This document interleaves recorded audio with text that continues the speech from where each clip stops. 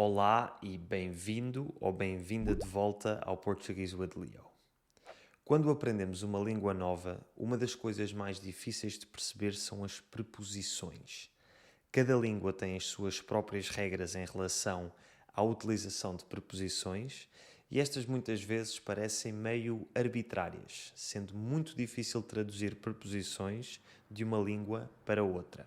Hoje vamos falar sobre 5 verbos que são sempre, ou quase sempre, seguidos pela preposição por em português. Antes de começarmos, não te esqueças de descarregar o PDF gratuito com o resumo desta lição, clicando no primeiro link na descrição. No PDF vais encontrar não só um resumo de toda a informação desta lição, como também muitos exemplos de frases, diálogos e exercícios para consolidares o teu conhecimento. Começamos com um verbo muito bonito, apaixonar-se.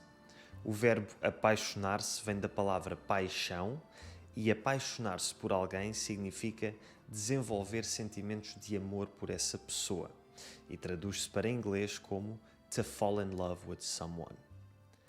Em inglês usa-se a preposição with, com, mas em português usamos sempre por. Apaixonar-se por. Nas outras línguas românicas maioritárias, como o espanhol, italiano, romeno e francês, usa-se a preposição de. Enamorar-se de, enamorar-se de, se ndragostesc de, tomber amoureux de. Mas não te confundas. Em português nós não nos apaixonamos de nem com alguém, apaixonamos-nos sempre por alguém. Por exemplo, o Pedro apaixonou-se pela Jéssica. A Rita está apaixonada pelo Tiago. Repara que aqui não utilizei a palavra por, mas sim pela e pelo.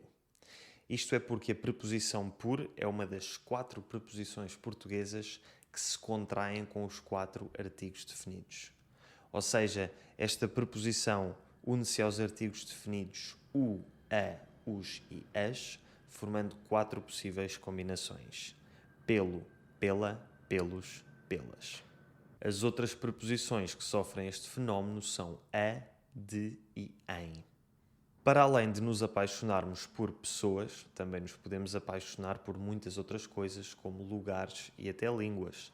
Por exemplo, a Maria apaixonou-se pelos Açores quando lá esteve.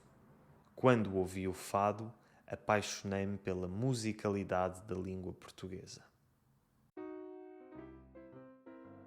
O nosso segundo verbo é o verbo desculpar-se, e este é interessante porque tanto pode ser reflexivo, desculpar-se, como pode não o ser, desculpar. Desculpar-se, reflexivo, significa pedir desculpa ou pedir perdão quando fazemos algo errado. Ou seja, estamos a retirar a culpa de nós próprios. Em inglês traduz-se como to apologize. Por exemplo, o Miguel desculpou-se por ter faltado à festa de anos da Glória. Quando usamos desculpar de forma não reflexiva, significa que estamos a aceitar as desculpas de outra pessoa, que estamos a perdoar essa pessoa. Traduz-se para inglês como to forgive. Por exemplo, a Glória desculpou o Miguel por ter faltado à sua festa de anos. Outra forma de dizer desculpar-se por é pedir desculpa por. Como deves ter reparado, mantemos a preposição por. Usando o mesmo exemplo de há pouco, o Miguel pediu desculpa por ter faltado à festa de anos da Glória. Outro exemplo, João, pede desculpa à tua irmã pela forma como te comportaste. Na minha opinião, em Portugal usamos mais a forma pedir desculpa por do que desculpar-se por. Por isso sugiro que uses pedir desculpa por. O nosso terceiro verbo é esperar, que em inglês pode ser traduzido como to wait. Aqui a lógica é semelhante à inglesa. To wait for someone, esperar por alguém. No entanto, embora esperar por seja gramaticalmente correto, existe uma outra forma de usar este verbo que é muito mais natural para os portugueses, que é a seguinte: estar à espera de. Isto é mais fácil de perceber com exemplos. Vamos supor que eu quero traduzir a frase inglesa I'm waiting for a friend. Teoricamente, é correto dizer estou a esperar por um amigo, mas isso não soa natural aos ouvidos de um português. A forma mais natural de dizer esta frase seria estou à espera de um amigo. Ou então a frase I've been waiting for you for 3 hours. A forma natural seria estou à tua espera há 3 horas e não estou a esperar por ti há 3 horas. O verbo passar tem muitos significados, mas quando vem seguido da preposição por, passar por, significa atravessar ou passar próximo de. Em inglês seria to pass by ou to pass through. Aqui vão alguns exemplos. Esta manhã fui passear e passei pela casa do João. Passo sempre pelo parque quando vou para o trabalho. Passar por também pode ter o significado de viver ou superar uma determinada situação ou experiência, normalmente uma situação ou experiência difícil.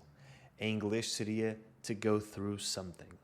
Por exemplo, a Maria está a passar por um período difícil. O Miguel pediu conselhos ao seu pai, que já tinha passado por uma situação semelhante. O nosso último verbo é muito simples. Trocar. Trocar, ou fazer uma troca, significa substituir uma coisa por outra ou dar algo e receber algo em troca. Pode-se traduzir para inglês como to switch ou to exchange. Sempre que fazemos uma troca, trocamos uma coisa por outra. Aqui vão alguns exemplos de frases. Troquei o meu carro antigo por um novo. Quando viajei para os Estados Unidos, tive de trocar euros por dólares. Espero que tenhas gostado desta lição rápida de português. Não te esqueças de descarregar o resumo da lição, onde encontrarás mais exemplos de frases, diálogos e exercícios. Obrigado por assistires até ao fim e obrigado aos meus patrons que me apoiam todos os meses. Se gostaste deste vídeo, vais adorar este aqui.